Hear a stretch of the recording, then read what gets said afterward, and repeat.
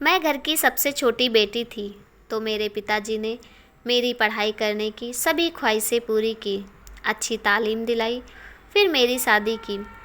यूँ तो मेरे ससुराल का परिवार थोड़ा बड़ा था, पर पिताजी ने सोचा कि लड़का होनहार है, अच्छी नौकरी करता है, हो सकता है कहीं विदेश में ही उसकी नौकरी लग जाए, तो उसके संग बेटी के भी भाग्य खुल जाएंगे।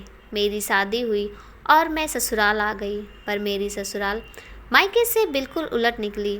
बड़ों से पर्दा करना, ससुर जी और जेठ की छाया से भी बचकर रहना, ऊपर से सारा समय रसोई में बिताना। ससुराल में आकर पता चला कि बहू का मतलब है बस चूल्हा और चौका संभालना। मेरे पति तो 10 दिन बाद ही मन मसोस कर दूसरे शहर जॉब पर चले गए। कुल 20 दिन की छुट्टी ली थी उन्होंने, वो भी शादी के 10 दिन पहले से ही, सो जाना ही था। मैं घर पर सासू माँ और जेठानी जी के सानिध्य में घर गृहस्थी के गुण सीखने लगी। वैसे तो खाना खाकर मेरी आदत थी किताब पढ़ने की, पर अब मैं ससुराल में थी, जहाँ सासू माँ का हुक्म चलता था। वो कहती कि खाना पीना हो जाने के बाद खाली समय में दूसरे काम कर लो, जैसे कि कच्चे नारियल घिस कर रख लो, लहसुन छील कर रख लो, चावल के कंकड़ चुन लो, बर्तन पोंछ कर रख लो। ये सब काम हो चुके हों तो फिर कुछ सिलाई कढ़ाई कर लो। शादी में उपयोग के बाद की 3-4 किलो सूजी बची हुई थी। सासू माँ ने एक दिन मुझे खाली देखा तो बोली, इन्हें ठीक से संभाल कर रखो, कहीं कीड़े ना पड़ जाएं। जेठानी जी तो खाना हो जाने के बाद बच्चों को लेकर सुलाने के लिए अपने कमरे में चली जाती थी, तो बची मैं। सासू माँ ने मुझे ये काम सौंपा।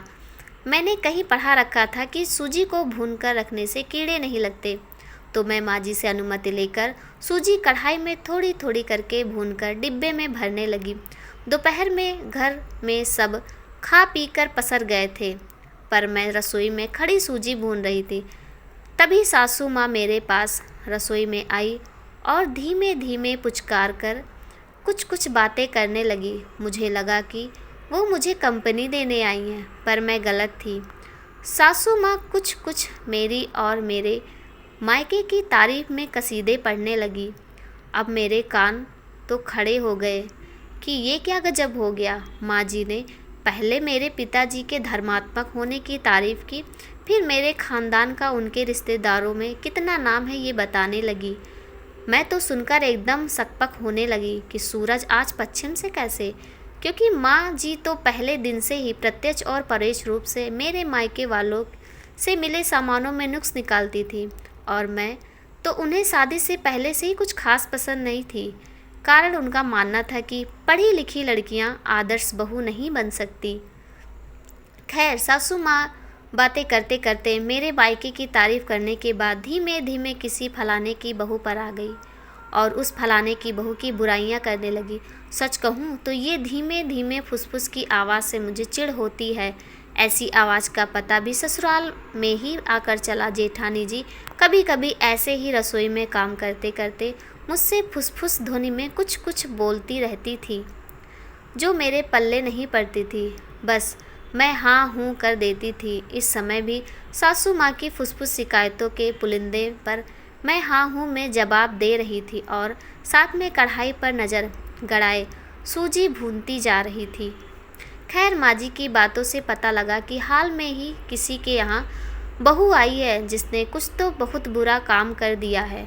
मैं अपने दिमाग के घोड़े दौड़ा रही थी कि सासू माँ किस प्रयोजन से मुझे ये सब सुना रही हैं, क्योंकि मैंने कहीं पढ़ा था कि बिना प्रयोजन तो कोई उल्लू पर भी नहीं मरता, पर मेरे पल्ले कुछ नहीं पड़ रहा था।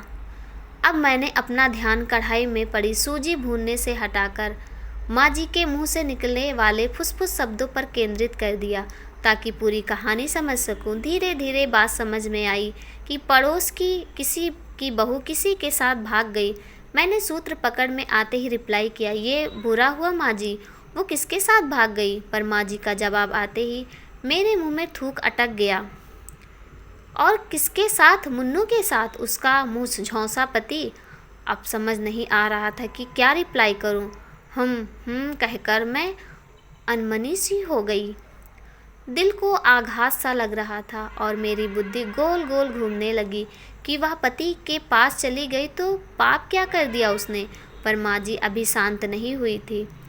उनका मुझे समझाना जारी था। तुम अच्छे घर परिवार की लड़की हो, ऐसा काम कभी न करना। फुसफुसाकर बोली, देखो तुम औरों की तरह अपने माँ बाप की नाक मत कटवाना। मेरा बेटा तुम्हें बुलाए भी तो वहाँ उसके पास न जाकर यहाँ ससुराल में ही रहना। सास ससुर की सेवा ही अच्छी बहुओं का परम धर्म है। माँ जी की बात सुनकर तो मुझे लगा ऐसा कि सुन्न हो गई हूँ। समझ में ही नहीं आ रहा था कि क्या बोलूँ।